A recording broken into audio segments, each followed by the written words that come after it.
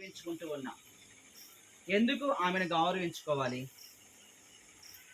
సోములు, ఆమె ఎటువంటి పాపము లేకోకుండా జన్మించింది. అదే విధముగా అన్నమ్మ జాక్యములు కూడా ఎటువంటి పాపము లేకోకుండా వారి జీవితాన్ని ప్రార్థనలో కొనసాగించారు. అందుకే ఎటువంటి శోధనలు వచ్చాయి అన్నమ్మకు జాక్యములకి. ఎన్నో మాటలు వచ్చాయి, ఎన్నో కష్టాలు వచ్చాయి, ఎన్నో అపనిందలు వచ్చాయి. ఎందుకు వచ్చాయి శంకర్?